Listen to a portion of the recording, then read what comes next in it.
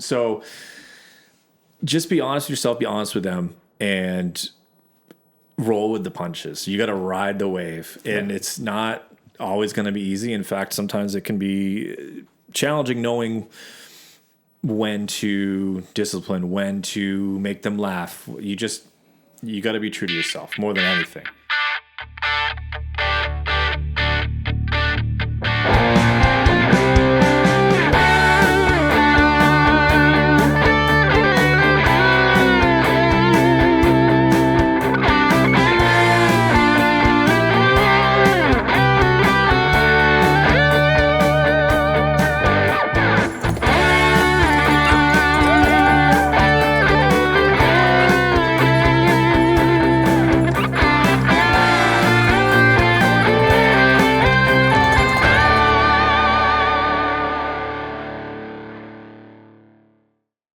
Hello guys, my name is BJ Knights. I am your host and the creator of Build Good Humans. I am super excited to kick off our inaugural episode tonight with, quite honestly, one of my favorite humans indeed. So I'm really glad you made it here. We've been talking about doing this for a while. I've been kind of dropping hints at him. But this guy is awesome. He is truly like a Renaissance man for our time, I would say. He's worked in travel for a long time. Big foodie, big hot sauce guy. In fact, had your own YouTube channel at one point, or still do. That's correct, yeah. Yep, awesome. Reviewing hot sauces, so I have to go to him for good intel on that. Showed up at my gig the other night with some Carolina Reaper peppers, so someone who grows a lot of his own food. He is a guitar player. He is an avid tennis player. He will tell me from time to time, like on a Tuesday night, he'll be like, oh yeah, just get out of tennis. It's 10 o'clock on a Tuesday. I'm like, what the hell, man? So it's awesome. Most importantly, at least for me, he is my cousin. He is a great friend. He is a stepdad, so he's got he'll have a lot of good insight for us. Mr. Josh Adler, I'm very excited to have you. I'm very excited to be here. Thank you, sir. Good, man. It's an honor, truly. Cool. And right back at you. You're also a Renaissance man in your own right. I don't know about that, but I appreciate you. And for real, I'm super excited to actually sit down and do Likewise, I am honored to be the inaugural guest here on Build Good Humans. Cool, man. This is going to be awesome. Yeah, looking forward to it. So yeah, let's start with let's just have you fill in a little bit. Like I said, I kind of dropped a few things that you've done of the many. Yeah. But yeah, just give me a little bit about your background in general. Like obviously, we're getting older, but where did you go to school? Yeah. How did you end up where you are? No problem. So, yeah, it's. I think this will be one of the topics we talk about today. But time goes by so quickly. Like time is fleeting constantly. And it's been a whirlwind. But so yeah, I went to school up in Vermont, Champlain College, and gosh, it's been quite a few years since graduated there. But it's been more for me. Came home from school back to the Massachusetts area. Took a job in medical device manufacturing. That company eventually got bought out. They moved to Minnesota. So rather than opting to move to Minnesota, I ended up catching on to the travel company down in Rhode Island. Collette Travel. Been there just about 10 years now. Yeah, I was going to say, you've been there quite a while now. Been there a while. Nice. And in the meantime, I've picked up some hobbies, such as the hot sauce thing, avid tennis player, as you mentioned, golfing, all that stuff. That's right. I am married and have 2 stepchildren, so I'm sure we'll get into that. Absolutely. And that dynamic, and that's great. Just got married a little over a year ago. Yep. So it was phenomenal, by the way. That was a good time. Yes, yeah, we had a great time. Good. And appreciate you guys being there. Absolutely. But yeah, so it's been a whirlwind after college, but it's been a great experience learning, growing in the travel industry. Yep. And really just honored to be part of this kickoff here. Yeah. And so as we've chatted about a little bit, my goal is to kind of bring people of all different backgrounds, all different situations in life onto the show, just to share unique insights. And one of the big things when I was starting this was that I'm starting a podcast called Build Good Humans, and I want to share whatever knowledge I might have or whatever wisdom I might have gleaned over the years, but by no means do I feel like I'm an expert on any of that. But I know, having seen you with your kids and with your wife, with your family in general, I know I can just see how important they are to you, like what a big part of your life that is. And I think that you will bring a really unique perspective to a lot of people as a stepfather, because it's an important role, but it's a unique role too. It's a Yeah, without a doubt. Yeah. Without a doubt. It certainly is. It has all of its moments. Sure. It can be challenging in certain aspects where you are a parental figure and a guardian, so to speak, but you're not their parent, right? Sure. So you got to toe kind of a fine line with that. But to the same aspect, I see the same way your kids look and cherish at you. So I think this is going to be a good back and forth tonight. Yeah. Kind of a juxtaposition between both of our roles. Yeah, absolutely. And I think it is kind of cool because we'll both have maybe similar insights, but coming from unique perspectives. different perspectives. Yeah, absolutely. So obviously you don't have to give tons of info, but give me a little bit of info about your kids. Like tell me a little bit Yeah, about so- how old are they, boys, girls, all of the above. And Yeah. I mean, certainly I know, but we can share that with others. Absolutely. So Keegan, he is 13. Nice. And Hannah's 11. Cool. And I have known them, gosh, since probably 9 years now. Okay. So really have watched them grow and develop, and it's been such an honor to be part of their life and try and shape it for the better, hopefully. With that being said, it's a little daunting for me, especially not being their real parent, Sure. being a step parent, but being in their lives all these years, to make sure that I'm trying to make the right decision in whether that's helping them with homework or, God forbid something needs to be disciplinary, Sure. how to go about that.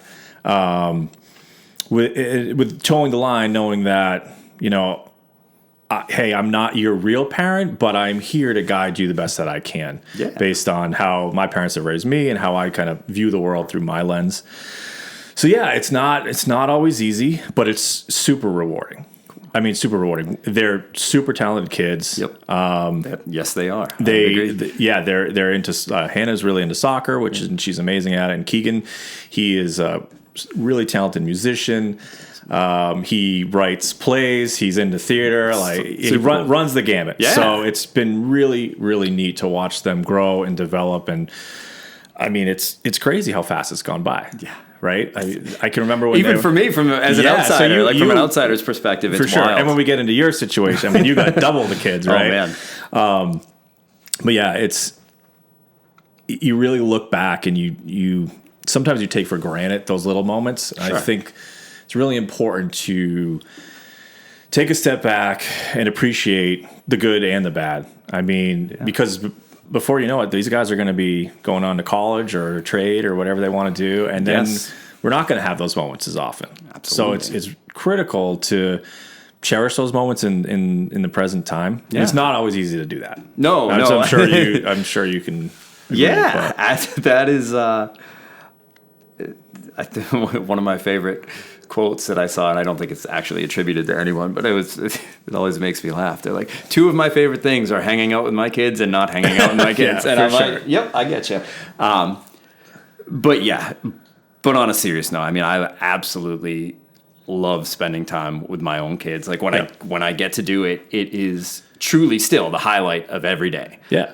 But it doesn't mean they don't drive me crazy. No, It's of either, course, or and then you that's- get into those situations that are incredibly difficult. And I but- think that's natural, but I also think that those incredibly difficult situations help you to appreciate the good times, right? And you 100%. never know, at least from my perspective, and if you ask my wife, I'm sure she'd say the same thing. For example, Yeah. for years, they're gonna laugh at this, but for years, the two of them would want to do a performance, right? So Okay. they'd come up with a soundtrack. And they would dress up in costumes and they would perform in front of us. Whether that's 1 song, 3 songs, 50 songs. Like love sometimes it could be 10 minutes, sometimes it'd be 2 hours. And at the time, maybe you felt or we felt like, oh gosh, it's 10 o'clock at night. We really need to get to bed. But now looking back on those moments, one day they're just gone. Yeah. Right. So I'm not saying they're never going to perform for us again. Sure. But those moments, next time, they might just disappear. So you really Yeah. want to appreciate them in the present time if you can. It's hard to always see that, but Yep. I miss those nights. Oh, those man. are some of we had the most fun laughing, everybody crying, laughing. I mean, Right. And then one day they grow up, maybe they don't want to perform for their parents anymore. Yeah. Right. And you look back on that and you think, gosh, maybe I shouldn't have been so insistent on them getting to bed. Maybe we should have let that roll that night, something like that. So I think, though, even in just the way you're talking about it and the way that you're bringing it up, we all, I think, have a tendency to do that at some point. I 100%. But you're also aware of it, and that's a big deal. Yeah. It makes a huge difference just knowing that, because whatever the next thing is, or whatever they may be into now, or whatever time you're getting to spend with them, I think the best thing you can do is be aware of it and just do your best to enjoy those moments while you have them. I mean, I think I shared the video with you the other day.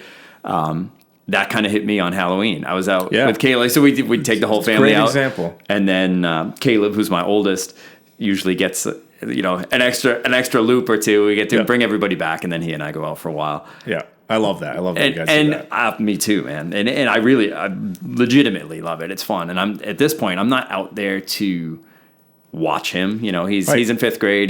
We're in a safe neighborhood. He's good. But it's fun. Like, he'll want to chat and hang out, and I'll let him go up to all the houses on his own. He does all his own thing. I'm just kind of there if he wants to hang and chat. But I was like, man, he's going to be in 6th grade next year. I'm like, this might be the last one. Like, this truly might be the last one. Yeah, and for you to have the presence of mind to realize that is huge, or any parent really, because it can be difficult. Mm-hmm. It can be difficult, me personally, to not rush things along. Hey, we need to get to the next task. We need to do this. We need to do that. Yeah. So it's important, I think, to kind of get a high level look down and say, well, maybe we should be more present. Yeah. Now, this putting you on the spot. That's fine. That's why I'm here, right? Do you find, is there anything that you do on a daily or weekly, monthly basis? Like, are there ways that you, even internally, like, check in with yourself? Like, are there ways that you try to make yourself more present, like, because you are aware of it? Yes, absolutely. Cool. And Courtney, my wife, helps quite a bit with that. That's awesome.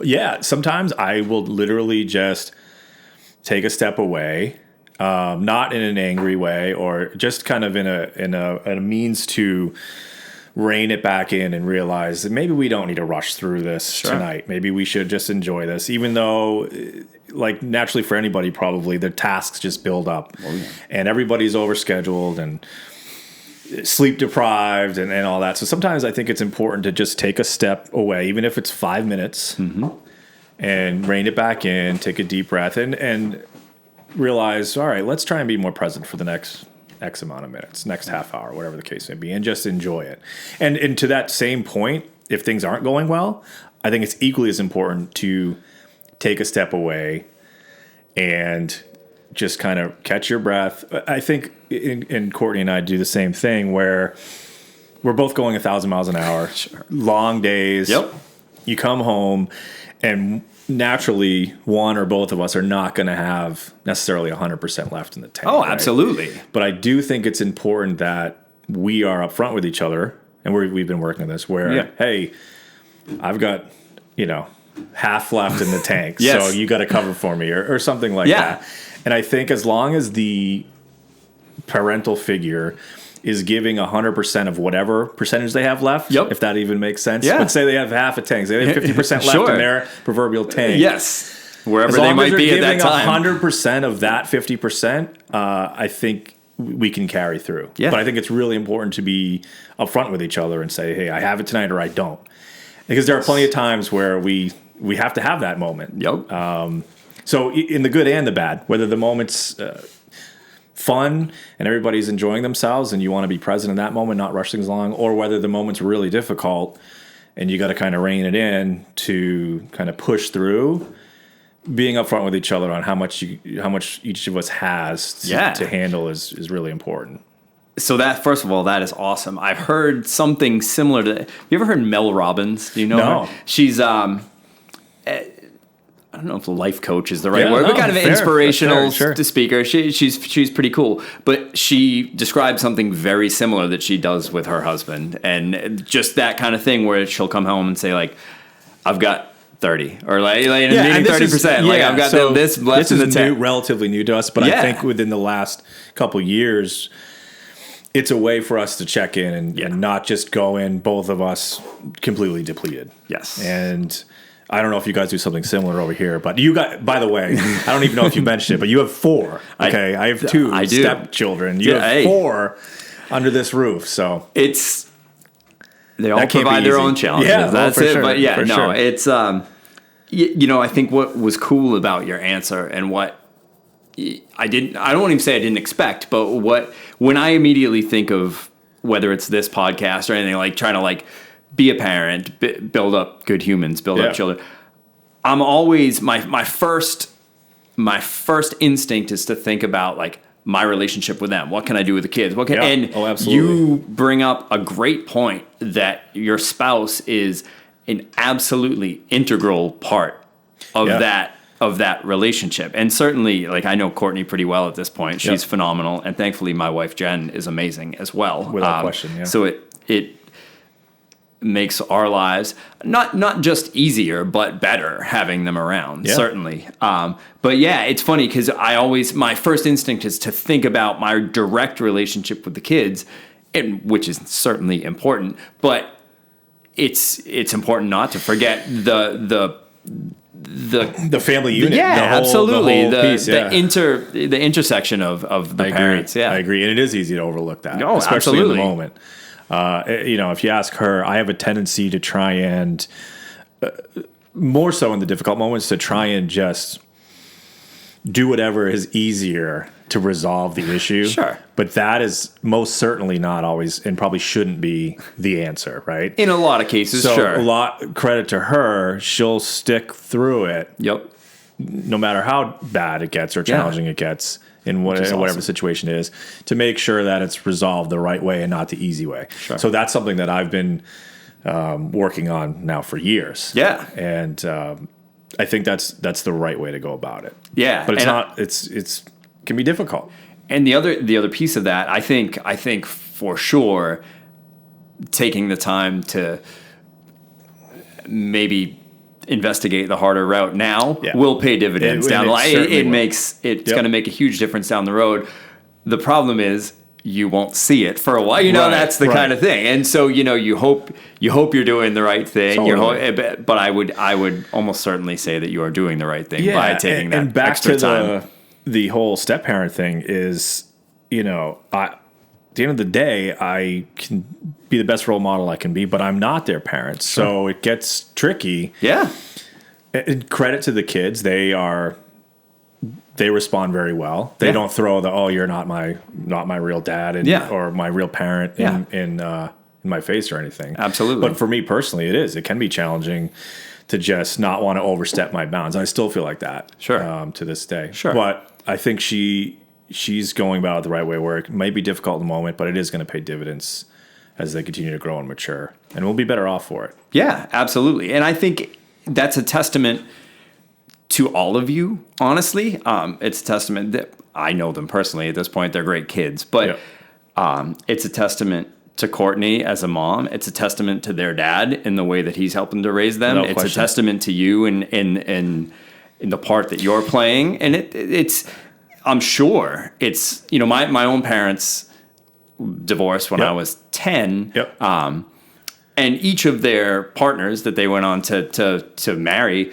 are people that I love and care deeply for, but they weren't necessarily in the step parent role for me when I was growing up. So I lived at home with my mom, and I would visit my dad. Yep. And his wife was great, but I would only see her once every couple of weeks when I was there. So and my mom's partner, who she went on to marry later, was not in our home. So it was me and her. So I didn't have what felt like a direct step parent. Understood, yeah. Even though they technically are, by legally, or however you want to say that. Sure. But it was a bit of a different relationship. They were more just like a friend or a extended family member. Absolutely. And it truly takes a village. I'm sure you can speak to that here. Yeah. But in our situation, whether it's their dad or their grandparents on either side, everybody is working together, pulling the same way to give their future, to put them in the best possible position for their future. Sure. Which is a testament to everybody, right? 100%. So, yeah, I think good or bad, it's important to. I know we're kind of circling back here, but No, it's it's important good. to kind of take a step back in the good moments and in the bad moments, to be present and realize the outcome of this, whether it's small or large, is just going to be a building block for them to grow in the future. And Absolutely. that's what we're trying to do with Build Good Humans, right? That's it, And man. again, that's all through the eye of the beholder. That's how we think humans should be. But I think you putting together this podcast and getting perspectives from all different walks of life is really going to be eye-opening for a lot of people. I hope so. I think it will. I think they'll already. You've got a lot of cool insight. So I think it's going to be a good thing. So with the four of you guys, Yes. are there now? What are the ages? So my oldest Now? guy, Caleb, is 10, Yeah. 10 and a half-ish at this point. So they Crazy. are 10, 7, 5, and Ellie will be 3 my in gosh. a few days, in Unbelievable. a week and a half. Wow. Yeah, so 10, 7, 5, and 3, basically. Yep. Now, how is that dynamic? It's crazy. Is Caleb close with Ellie, or is it are the brothers always wrestling and she's watching and laughing? I mean, they all get along the same way. So, much like I think a lot of other people who have multiple kids, they are all amazing on their own. Sure, Like when you sure. get them one-on-one. Yeah. I think, what I see in our own family is that having a little distance between the ages is helpful. Yeah. So Caleb and Reese, who's the next youngest guy, do not always see eye to eye and they struggle.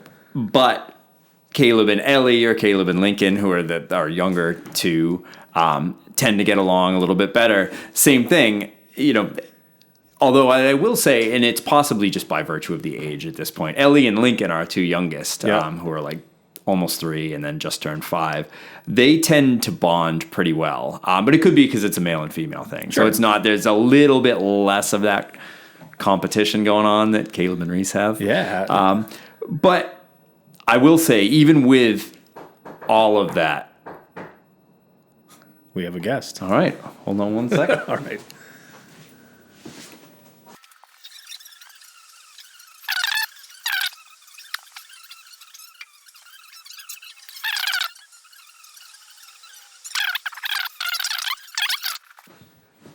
You handled that well. I've been talking to myself or talking Trinity to the air. Solar.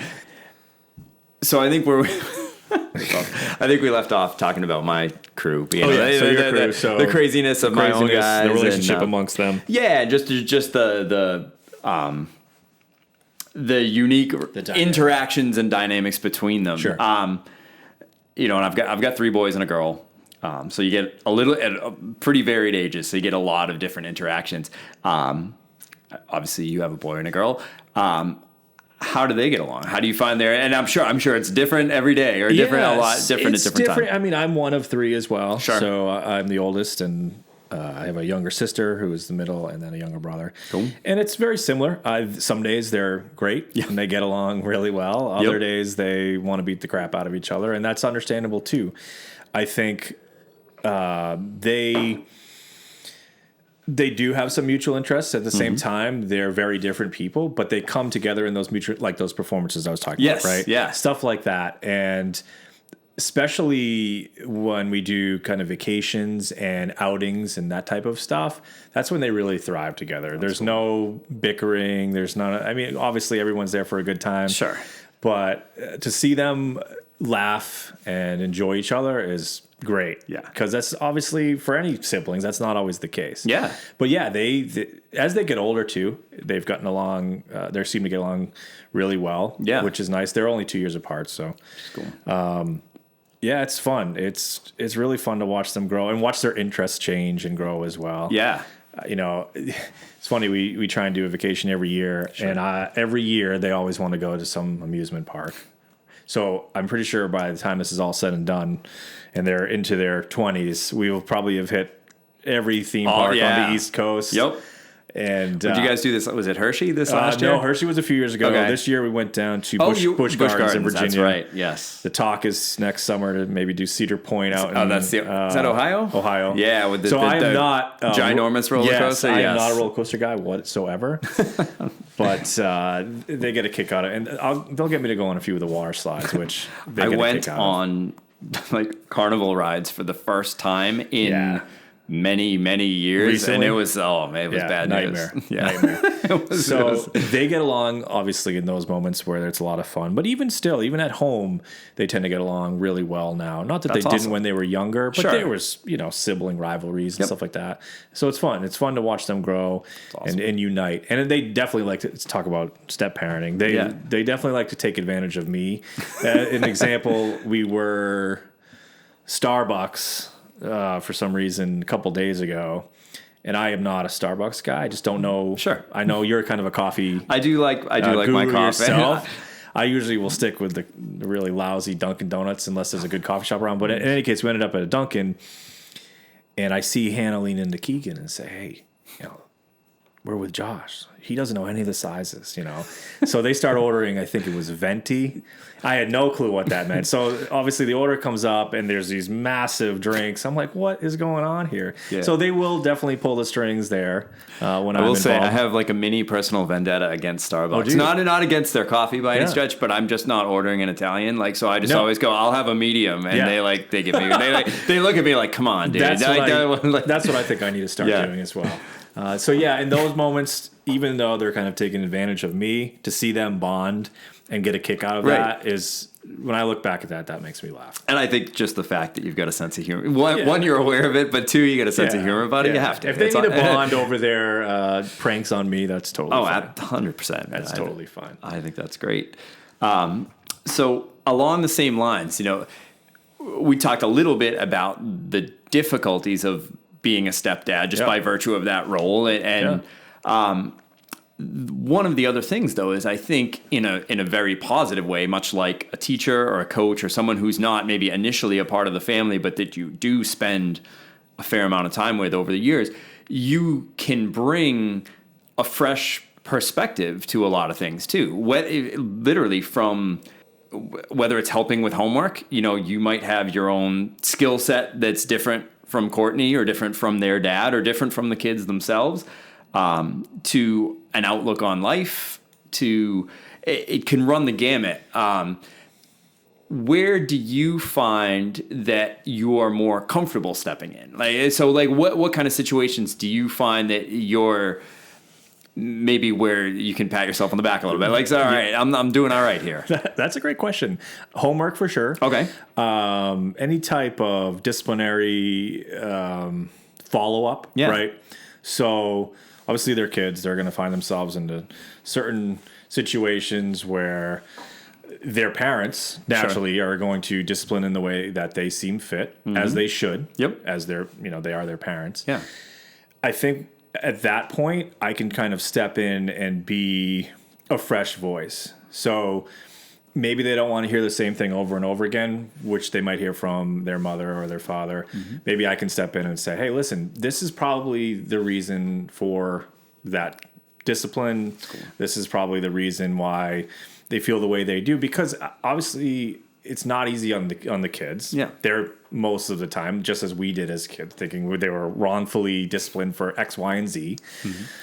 But what I try and tell them is that, hey, listen, you may feel wronged in the moment, and certainly I did probably when I was younger, but I look back at my own discretions and how my parents handled that, and maybe I didn't want the punishment, and it could have been silly. Maybe I was grounded for a day or two. I look back on that, and I'm so thankful for that type of discipline. And I think that the kids will too. And they're not going to see that in the moment, but I try and, once the dust settles, so to speak, go in there, whether it's their room, outside, whatever, go for a walk, get some fresh air, and say, listen, like this is your parents, probably where they're coming from, and this is where I'm coming from. And you may not see it now, but when you get older and you become a parent, you're going to learn just how they disciplined you for whatever the case may be, and you'll use that to shape your own kids into good humans. And so as hard as it is in the moment, I think when I can come in there and offer kind of a fresh voice after they're sick of hearing the same thing from either their mom or their dad, that they maybe won't tune it out. Yeah. Right. I know that I've seen this commercial that's been running on the TV. It's something to the effect of, I don't know if they're talking about drugs or alcohol, but it's when I think it goes something like, when you speak, they hear you. They specifically don't say they listen. Yeah, right? yeah, They yeah, don't say yeah. they don't say when you speak, they listen. Yep. Because they may not listen at the moment, but it's right. They do hear you. Yep. And maybe hours from now, Sure. or hours from that moment, it will resonate with them. Yes. And they'll think, oh, maybe I was wrong to do this, or maybe I should act this way, or whatever the case may be. So I think just being able to offer a fresh voice or just someone to listen to Yeah. and empathize and say, hey, I know that you're feeling upset, but it's going to be okay. Time does not stop for anybody or anything. That's so very true. We process it, we move forward, and we go on to the next thing.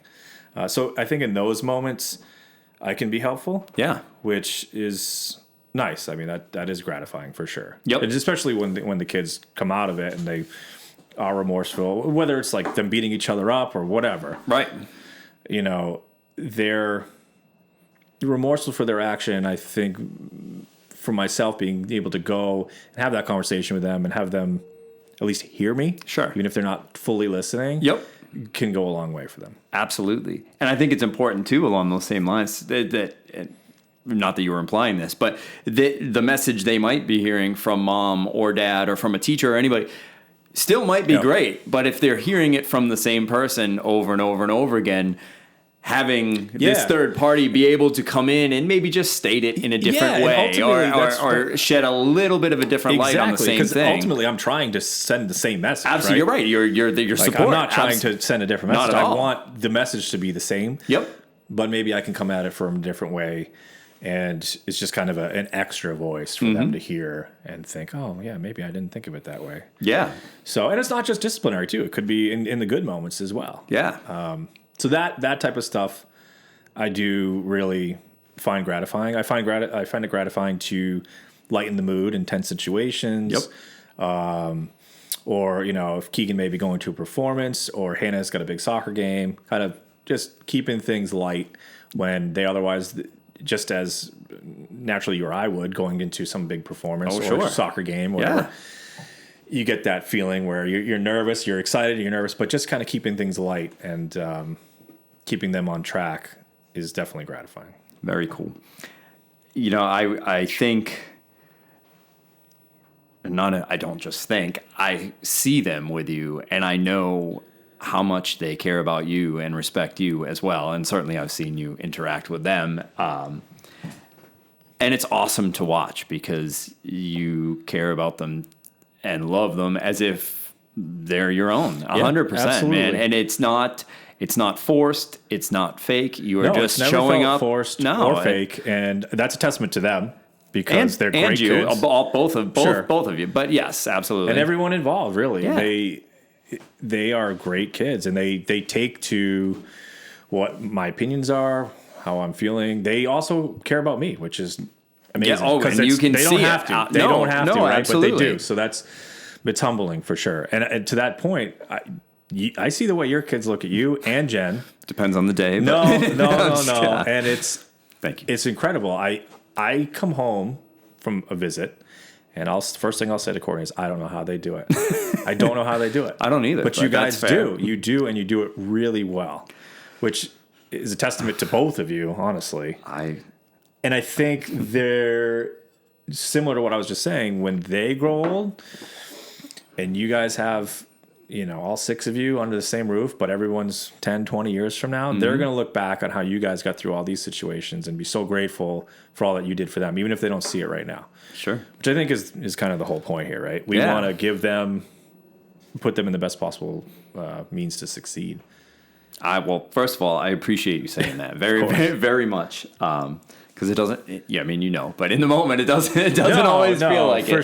For sure. And I mean, I don't know if you want to go down this rabbit hole right now. We certainly can. We can. Let's see. But there's a lot of pressure on these kids from at home. Yeah. We got to make sure they do their homework, get all their stuff done. There's pressure in school. Yep. There's pressure in their sports. There's pressure in their music performances, their performances. So to find that balance between making sure everything gets done that needs to get done, but also bringing them forward through all of this in a positive manner. Yeah. And keeping that, for us, positivity is huge. The positive reinforcement is huge. And I know that's kind of the times right now. Sure. But I think it is important. I think it is important to exude positivity in good or bad. But here's the deal, and at least from my perspective, back to, I think we just said it a few minutes ago, it's not fake. It's not forced. No, Like, it can't because be I fake, see it can't be you forced. when we hang out. I Yeah. see you as a stepdad to them. I see you with Courtney. I get to see you in a lot of different situations. It's real. Like that Yeah, it's positivity real. is you. That comes. I think if internally you were always in knots and you really hated what you were doing and you Sure. just were not into the situation you were, but you were gritting your teeth and bearing it and trying to like put on the positive That would face. show, probably. Yes, it would Yeah. come through eventually. Yeah. So, you know, we kind of laugh because, like you said, the times we're in, it's like the Yeah, positivity so thing. that's the rabbit hole. I that- think it's important. At least for me, it has to be real. Like, and yes, can't be forced or contrived. I agree. there may be a little bit of the fake it till you make it. Like there's times where your kids are driving you nuts, and you gotta bear it and grin. right. And you also then sometimes have to make the decision between like, okay, am I? What's worth it right now? Am I coming down? Like, is this terrible behavior? Does it need to really be? Does it need to be addressed in the moment, or is it? I've had a crappy day and they're fine, but it's just getting under my skin, and it's. Sometimes you really like you need that discipline. Yeah. You need to come in, but 100%. I think It's not to for say- me. I tend to lean towards the positive reinforcement, towards building it up. It's not to as say well. everything's going to be gumdrops and lollipops, Sure, and you can't. sure. There could be a very difficult situation where No doubt. you need to be upset and show them that you're upset. So not to say that you have to be positive or exude this fake positivity. Exactly. But just underlying in general, I think even if you go through a difficult situation where you do have a blow up, to come out of that and circle back and just say, hey, this is what happened. I apologize for this. I know you feel bad about that. Let's Yep. move forward and kind of set this in a positive light. And what can we learn from this? And how can we grow from this? Even if the moment in and of itself is not super positive. Yeah, no, absolutely. And I think you just, you brought up the ability to make an apology. And I think that's tough. and I think that works Yeah, and is that's important from both sides It's because they're, tough. I certainly expect my kids to apologize when appropriate, like Yep. when they've done something that's worthy of an apology.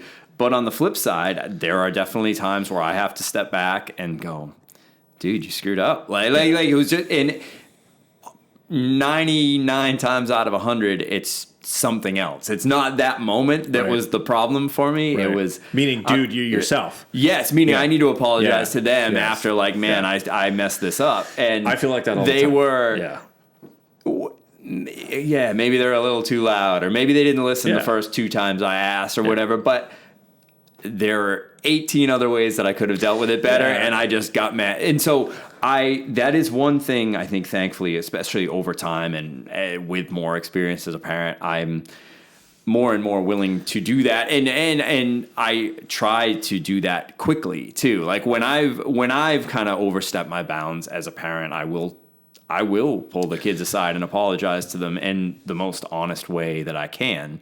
And that's great. I mean, that's showing them if I can do it, you can do it. Right. And I hope that it reflects that. And I think I hope it will. that, and I think it does. Yeah.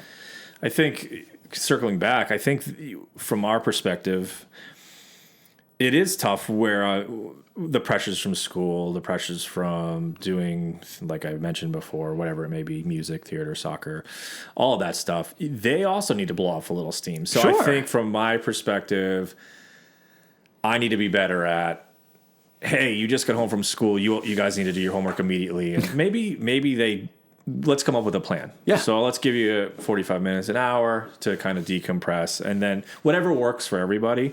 But I have the tendency to say, here are all the tasks. These need to get done. Let's get them done now so you can relax later. But that's not necessarily their perspective. Sure. So yeah, I'm continuously learning, right? Yeah. I've been learning for whatever it is, 8 or 9 years now. And I'm not going to stop learning as No, I continue to grow, as we head into, and your kids And that's why you're good at what you do. yeah, that's debatable. But as they continue to grow, there's going to be good and bad, tougher decisions, bigger life decisions. Sure.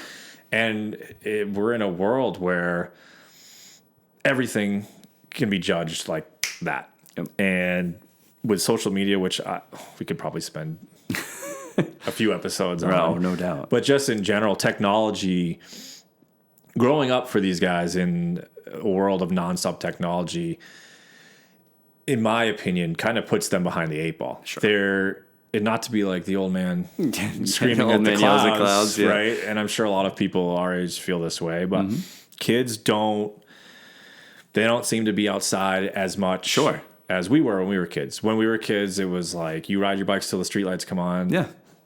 You come home when the lights come on. We spend our time climbing trees, digging foxholes, whatever the case may be. You don't see that very often now. And I think it's not the kids' fault. It's just the age that they're growing up in. And it is easier, me who working on making, not making the easy decision, but to just hand a tablet or an iPad or a phone to somebody is definitely the easier decision. Of course. But it may not always be the best decision for them.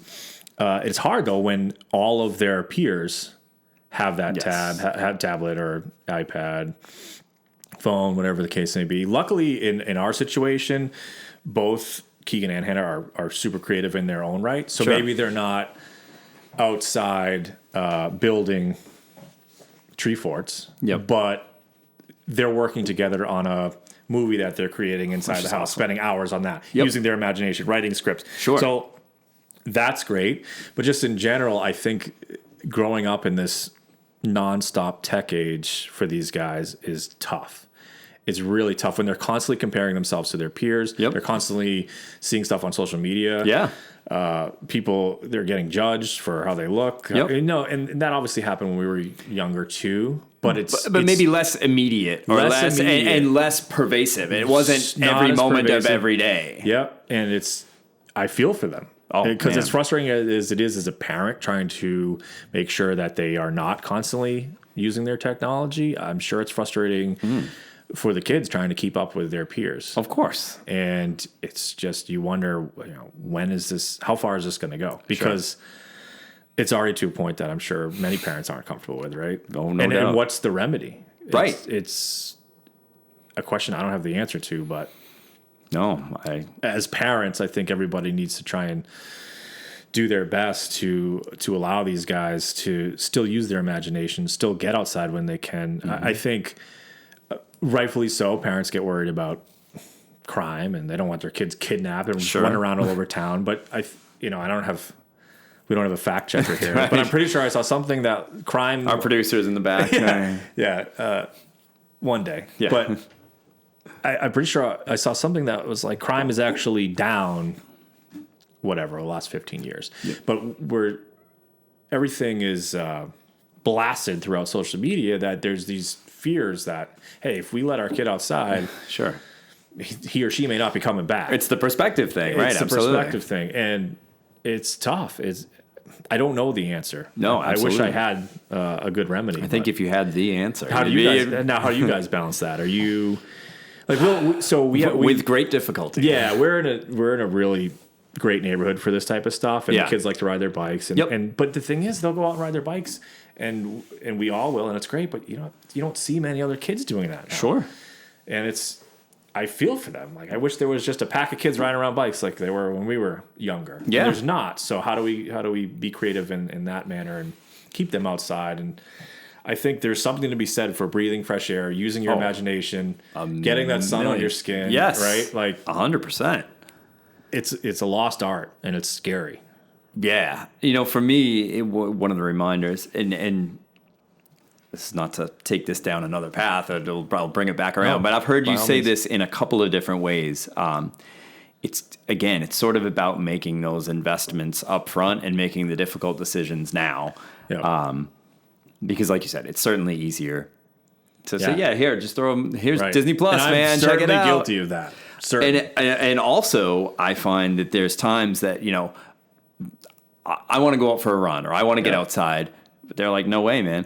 But on the flip side of that, there's plenty of times when they'll be like, hey, I want to go ride my bike. Can we go out? And I'm like, I might be smoked. But so that's one of those moments where I tend to be hyper aware of that now because I'm like, if they want to go outside, if they want to spend some time, like suck it up I got to suck it up and go. Yes, it's that really important. And I also think I think there comes a point where you just have to force it sometimes too, and say, all right, we're going. Like we're not doing iPads today, or we're not going to sit inside. We're going to go for a hike. We're going to get out in the woods. You know what? 9 times out of 10, after that initial pushback, once they're there, they love it. Absolutely. And it's a core memory wherever you guys may go.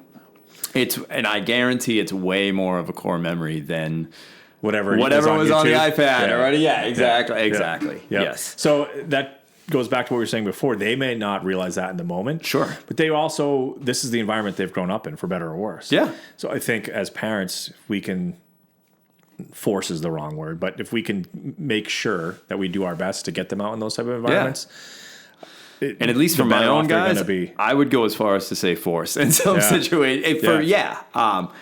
You know, I don't want to drag them kicking and screaming out the door, but I do think there are times, and I've done it, where it's just like, this is it. Like, you know, it's a weekend. We've been inside for way too long. Like, sorry, dude, we're going. Like, let's go. Yeah. So do you guys use on the devices downtime? Are you familiar with that whole? I am familiar. We don't actually, but and they're good. They're good about sometimes. Time.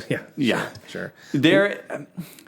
I find that if we're consistent, they'll be good. They will, like I think most children, they will consume as much as humanly possible, or as much as allowed. Right. But if we are consistent, and I find that consistency is key. I find that giving them a little bit of a heads up really does help. I mean, it seems like a small thing, but all right, you got 15 minutes. Yeah. Okay. Hey, just check. Just so you know, we only got 10 now, right? Like, and you know, I don't want to be in their ear the whole time they're watching a movie or playing a game, but if I just say, hey, you've got 20 minutes or you got a half an hour and then we're going to go. And then a half an hour later, I come bombing in the room and be like, shut this off. Let's go. Right. That doesn't tend to work. But if I can drop some hints along the way and kind of like, all right, you know, let's wrap this up. And if we get to the, you know, for a minute 29 of 30 and they're in a match or they're playing, I'm like, dude, if it's 2 minutes, I don't care. Right. But when it's time, it's time. Right. Exactly. Yeah. Like, all right, your half an hour is up. Like, finish this game. Yep. Put it away. And get it. But I think, again, I find if we're consistent about that and we're pretty open with them about it, it tends to work better. Whereas if it happens that like they disappear, well, somebody disappears into their room and then, you know, half an hour goes by and I just bang on the door and go, let's go. Like that doesn't tend to, yeah, for sure. Yeah, we try and do the same thing. We do utilize the downtime at night when they're trying to go to bed. Yeah. Which has been very helpful. That's awesome. And I think the phone or device does give them, you know, a couple warnings. Hey, this is going off. And of course, if they're in the middle of something, we can work with them. But I think the consistency of having a set, especially during the school year, having a set time every night, say, all right, this stuff is getting turned off. Now let's get into our routine and settle down is hugely important. Yeah. Because if not, you're right. They would just go all night. And I mean, that you could say that for adults too. Oh, for sure. Right? For sure. So it's maybe even worse for adults. Probably because is worse for adults. You can stay up late. You know, nobody's there to be like, you got to go to bed, dude. We should put downtime on our own devices. Absolutely. Absolutely. But yeah, it's a tough line to toe. Yeah. But it's important. It is. And it's only going to become more important. I agree. So yeah, it's we could spend a lot of time, I think, on I agree. Yeah. So like you said, we could definitely go down the tech rabbit hole and the spending time outside, and I think we probably will. I imagine we'll do this again at some point. I know this is the pilot. Sure. Do you actually, speaking of that real quick? Yes. Keegan asked me the other day, he said, do you know why they call the first episode a pilot? I do not. You know? I do not. But because I didn't know, and it blew my mind. Learn me something. Because it's the first episode that's on air. Nice. Interesting. Yeah, that's very fascinating. Cool. Okay, anyway. I think after this pilot episode, my mind's spinning. I think there's a ton of topics. There's a lot we can get into. So how are you planning on having... What's the format going to be? Are you going to have people from all over the place? Yep. All walks of life? Yeah, so my thought process would be... Yeah, exactly. And it's not just parents, because obviously there's a lot of people that are, like you said earlier, it takes a village, literally. Yeah. But it's parents, it's step parents. Love to have like teachers, coaches. Yes, exactly. Teachers, coaches, mentors of any kind. Yeah. Yep, absolutely. So I have a running list of people. You were one of the first people I was like, dude, I got to get him on. Setting the bar real low.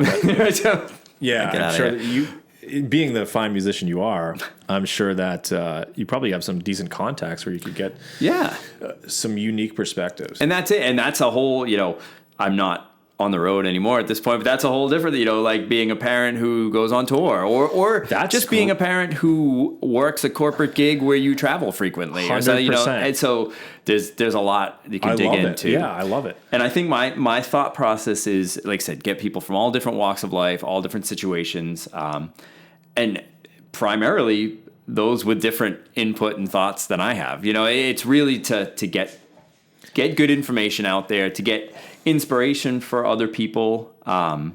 And that is something I maybe, as we wrap up, that maybe you can speak on for a couple of minutes before we wrap up, with your position as a stepdad, right? A stepfather to 2 kids. We've talked about a little bit about the difficulties. We've talked about a little bit of what you can bring in a positive light. If we step back and look at a bigger scale, so maybe someone's watching this who either is a step parent to kids already and is struggling with it, or maybe they're in a relationship with a woman and who has kids, and this is a role that they could potentially take on. What do you say to that person? Because the idea of obviously of the podcast in general would be for me is to steal everybody else's good ideas and get it on. No, for real. I think that's a great idea.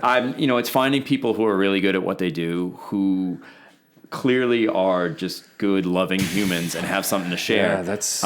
So I do think you have a really unique role and a unique perspective that can help people. So what as we wrap up, what would you say to either someone who is struggling in their role as a step parent or might be entering into that? And it could be, you could shed some light on what that might look like between them and their kids. And obviously everyone's situation is different, but maybe shed some light on what that could look like between them and the kids. Maybe a little bit of insight of how you work with your partner, your potential spouse, your spouse, around that situation. Maybe just some general insight. So that is But being the stepdad. Yeah, so I guess for all up and coming step parents. Well, so where to start? I would say first and foremost, be true to yourself. Okay. Don't try and step in there and be their mother or their father because you're not. Yeah. So be true to yourself. I think for a couple who is kind of worried about when the right time to introduce that significant other to the kids that can be super scary, right? Sure. And I think obviously you need to discuss with each other, but you take your time.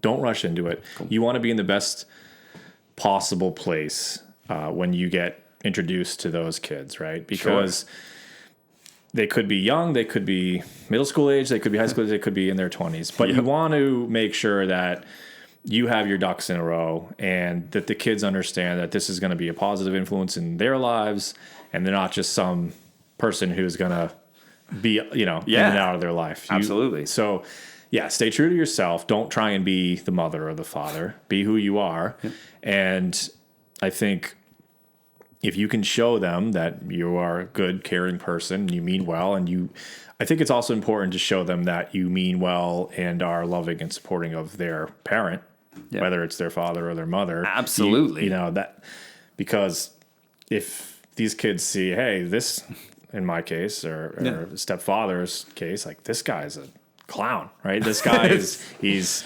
I'm sure they don't see that with you, but I totally understand what you're saying. This person is rude to my mother or my father, or this person is disrespectful to them. That's just going to... they'll sniff it out immediately. They'll sniff it out immediately and be like, I don't want anything to do with this person. Right, absolutely. So I think you need to make sure you're in a really good place with your partner. I think you need to make sure that you're true to yourself. I think you need to make sure that when you do get introduced to those kids, you let them know that, hey, I am not your parent, right? Sure. I will eventually maybe in a parental role and I may become a step parent, but like there's a really distinguished difference here. Yeah. And I think it can be easy, or not easy, but I feel that people probably have a tendency to say, right away, like, hey, this is how I do things, and if I had my own kids, I would parent them this way, or maybe they do have their own kids, and this is how they parent their kids from their first relationship, sure. whatever the case may be. Yeah. That might not work with the children of your spouse. Of course. I think And it likely won't. it likely won't. Right, it likely won't. So just be honest with yourself, be honest with them, and roll with the punches. You got to ride the wave, and it's not always going to be easy. In fact, sometimes it can be challenging knowing when to discipline, when to make them laugh. You got to be true to yourself more than anything. And I think if you are true to yourself, your true colors will shine through to them. And it's funny, as young as some of these kids are, they're going to sniff it out, like you said. Oh. They'll know right away. Dude, if you're disingenuous, they will see it a mile away. Kids can sniff that out so fast. So it's tough. I've never been asked that question. That's a great question. As far as that was a phenomenal answer. Yeah, I don't know that it was. I think it was a lot of rambling. But I guess to recap, true to yourself. Yep. Don't rush into the introduction. Sure. Make sure you're ready. Yeah. Because once you do that, once you get introduced, there's no going back. Yeah. And just try and be as loving and supporting as if they were your own, and then let the cards fall as they may.